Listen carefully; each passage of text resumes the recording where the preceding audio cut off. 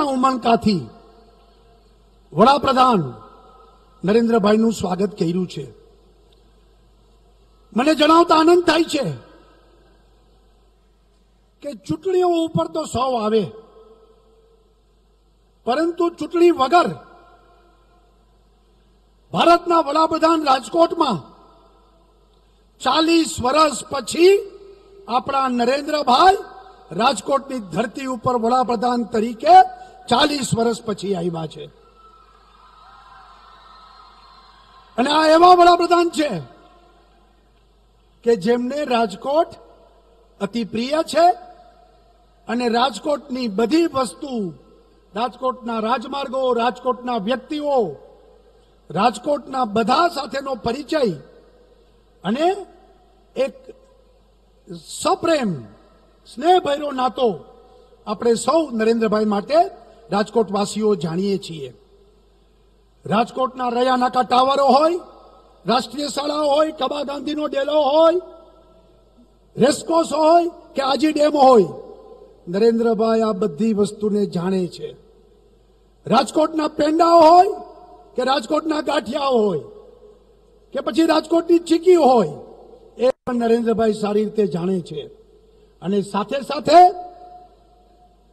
પહેલી વખત નરેન્દ્રભાઈના જીવનની ચૂંટણી પણ આ રાજકોટની પ્રજા વચ્ચે લડીને રાજકોટની પ્રજાએ નરેન્દ્રભાઈને જે પ્રેમ અને સ્નેહ આપ્યો છે ને નરેન્દ્રભાઈએ પણ વ્યાજ સહિત સવાયું રાજકોટને આપીને જે સંબંધો રાખ્યા છે, એ માટે પણ આજે રાજકોટની જનતાના હૃદયમાં ઘોડાપૂર ઉમટ્યું છે અને આજે રાજકોટની ધરતી ઉપર આપણે એમને સ્વાગત કરીએ છીએ. મિત્રો, કહેવાય છે એવું કે જેને દિવ્યાંગોનું કદી કોઈ વસ્તુની ચિંતા નથી કરી, એ સમાજ વિકલાંગ છે. દિવ્યાંગોની ચિંતા કરવી, દિવ્યાંગોની પ્રતિષ્ઠા કરવી, દિવ્યાંગોને બધાની સાથે જોડવા, એમને સન્માન આપવું, એ જે સમાજ ન કરે એ સમાજ વિકલાંગ છે. અને કમનસીબે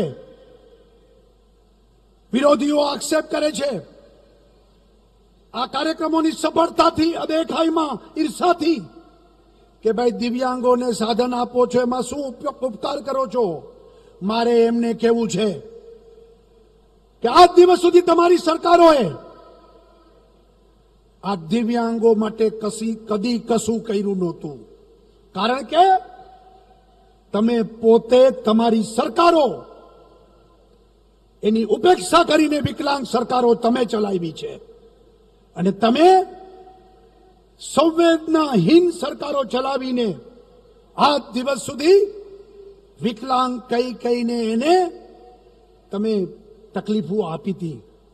આ નરેન્દ્રભાઈ છે કે જેમના હૃદયમાં લાગણી, સંવેદના કે વિકલાંગ શબ્દને હટાવીને દિવ્યાંગ શબ્દ આપીને આ લોકોની પ્રતિષ્ઠા પ્રાપ્ત તમે ઊભી કરી છે. એના માટે સંવેદનશીલ હૃદય જોઈએ, એના માટેના ભાવ જોઈએ, હૃદયમાં એના માટેની કરુણા જોઈએ. એ તમારી અગાઉની સરકારોએ, આ કરુણાવિહીન સરકારોએ આ વિષય ઉપર કદી ધ્યાન ના આપીને હંમેશા દિવ્યાંગોને છેટા રાખ્યા છે. દિવ્યાંગોને પ્રતિષ્ઠા આપી, મદદ કરવી, એમને ઊભા કરવા, એ 3 વર્ષના ટૂંકા ગાળામાં આદરણીય વડાપ્રધાને રસ લઈને મોટા મોટા કેમ્પો કરીને ન બોલતાને બોલતા કરવા, ન સાંભળનારાને સાંભળનારા કરવા, ચાલી ન શકતાને ચાલતા કરવા અને એક જોમ ઉત્સાહ આપીને આ ભારતના નિર્માણમાં એમનું પણ કોન્ટ્રીબ્યુશન થાય. અને ખાલી દિવ્યાંગના માતા પિતા નહીં, એમનું કુટુંબ નહીં, સમગ્ર રાષ્ટ્ર એમની પડખે ઊભું છે. આ પ્રકારનો જે એક સરસ કાર્યક્રમ ઉભા કરીને વડાપ્રધાન નરેન્દ્રભાઈએ છેવાડાની ચિંતા કરીને દિવ્યાંગો માટે કાર્યક્રમો કરે છે. મને આનંદ છે કે ભારતભરમાં ખૂબ કેમ્પો થયા, 4000થી વધુ કેમ્પો થયા, 7.5 લાખથી વધુ લોકોને એમને મદદ કરી. પરંતુ સૌથી મોટા કેમ્પ ગુજરાતની ધરતી ઉપર થયા છે, એનો અમને ખૂબ આનંદ છે. નવસારી, વડોદરા પછી રાજકોટની ધરતી ઉપર નવા 2 વર્લ્ડ રેકોર્ડ સાથે આજે આ કાર્યક્રમ થઈ રહ્યો છે. અને એનો આનંદ અમને ગુજરાતની સરકારને ખૂબ છે. નરેન્દ્રભાઈની સાથે ગુજરાતની સરકારનો પણ નિર્ધાર છે કે ગુજરાતમાં વસતા દિવ્યાંગોને સરકાર એમને મદદ કરે, સરકાર એમની સાથે રહે, સરકાર એમને સન્માન અપાવે. એ માટે દિવ્યાંગો માટે અલગ આયોગ, એક બોર્ડ બનાવવાનું આ વખતના બજેટમાં રાજ્ય સરકારે જાહેરાત કરી છે. સાથે સાથે લાઈફ ટાઈમ દિવ્યાંગોને પ્રમાણપત્ર માટે દર વર્ષે જવું ન પડે, જીવનભર પ્રમાણપત્ર, એક પ્રમાણપત્ર મળી જાય, એને જીવનભર પ્રાપ્ત થઈ જાય, બીજી વખત ધક્કા ખાવા ન પડે, એ પ્રમાણેનો પણ નિર્ણય આ રાજ્યની સરકારે કર્યો છે. એસટીમાં પણ વિનામૂલ્ય મુસાફરી માટે દિવ્યાંગો માટે સરકારે વ્યવસ્થા કરી છે. એના પાસ પણ દર વર્ષે રિન્યુ કરવા જવા પડતા હતા, એ પણ કાયમી જીવનભર એ પાસ ચાલે અને એમને એ સગવડતા મળી રહે, એ નિર્ણય પણ સરકારે કર્યો છે. દિવ્યાંગના સંતાનોને આજીવન પેન્શન, એના માટેનો પણ કર્મચારીઓના એના માટેના સંતાનોને એના માટેનો પણ નિર્ણય તાજેતરમાં સરકારે કર્યો છે.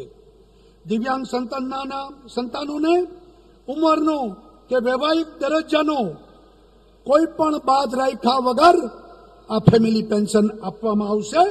એના માટે પણ સરકારે નિર્ણય કર્યો છે.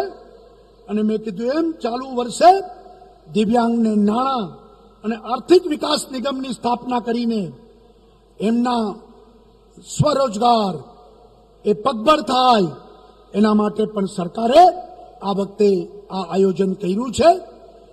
હું આશા રાખું છું કે ગુજરાતમાં દિવ્યાંગો એટલે કે એક અંગની ખામી હશે, પરંતુ એ ઈશ્વરે બાકી બધી અંગોમાં તાકાત આપીને એને દિવ્યાંગ બનાવ્યા છે, ત્યારે એ દિવ્યાંગો પણ આ ગુજરાત અને ભારતના વિકાસમાં, ઘડતરમાં એમનો પણ કોન્ટ્રીબ્યુશન ક્યાંય પાછળ નહીં રહે. અને આપણા બધા દિવ્યાંગો આપણા છે, આપણા સમાજના છે, આપણા કુટુંબના છે. આપણે સૌ એક છીએ. 6.5 કરોડની જનતામાં આ દિવ્યાંગોનો પણ સમાવેશ થઈને સૌનો સાથ, સૌનો વિકાસ, એ મંત્રને ફળીભૂત કરીએ, એ જ અપેક્ષા પુનઃ વડાપ્રધાન અને ઠાવરજીનો ખૂબ ખૂબ આભાર માનું છું કે કેન્દ્રની સરકારે કરોડો રૂપિયાની સહાય આપીને આ દિવ્યાંગો માટે જે રાજકોટની ધરતી ઉપર કાર્યક્રમ કર્યો છે. આપનો ખૂબ ખૂબ આભાર, ધન્યવાદ. જય જય ગરવી ગુજરાત, ભારત માતા કી જય.